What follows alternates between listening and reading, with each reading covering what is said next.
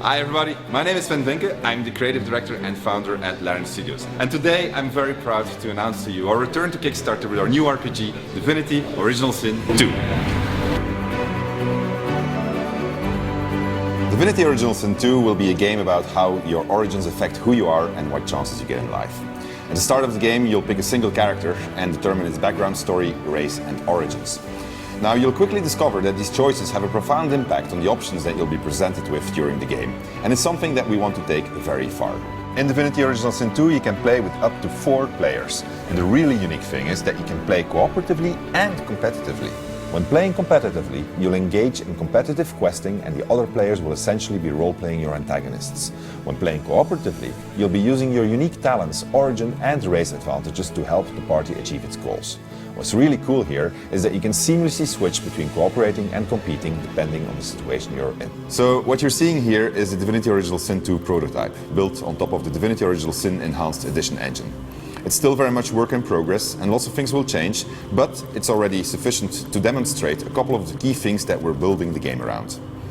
The party consists of a wood elf, 2 humans and an imperial dwarf. We are escaped sorcerers, users of a forbidden form of magic, and we're on the run from divine magisters.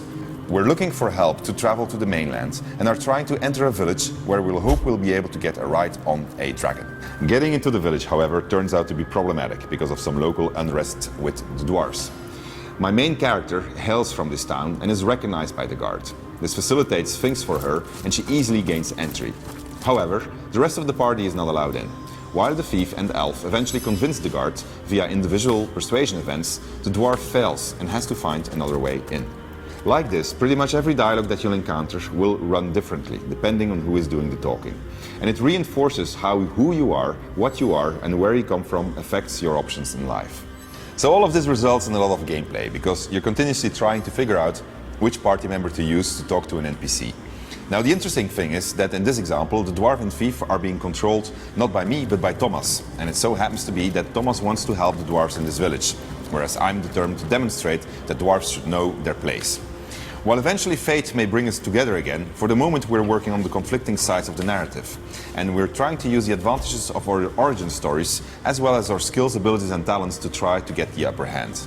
So the story that we've made for Divinity Original Sin 2 makes all of these things possible. And mixed with all the RPG systems that we have, it really makes for a lot of fun.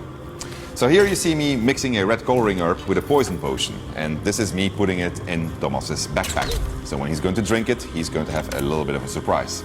Now here you see me telling the guards that Thomas is a criminal and that he is smuggling contraband, which happens to be the case.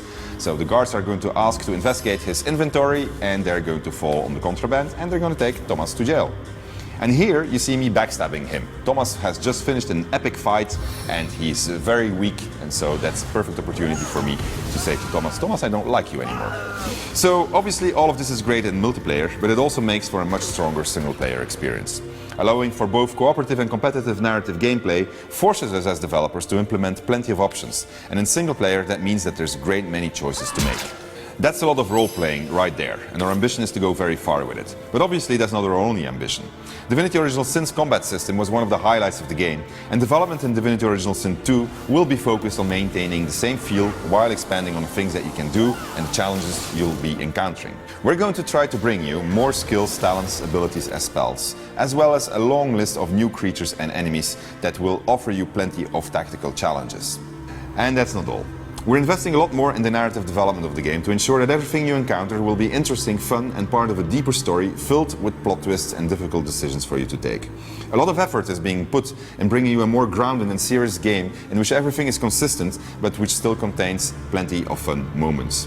We will also include an updated version of the editor that we're using to create the game. It's becoming an incredibly powerful tool and we're very eager to see what you'll come up with.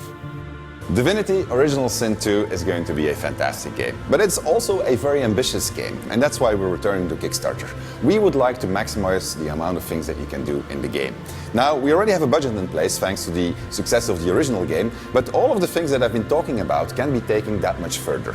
So I'm hopeful that you'll be willing to back us, and in return I promise that we're going to make you a very fun RPG full of innovations and full of surprises.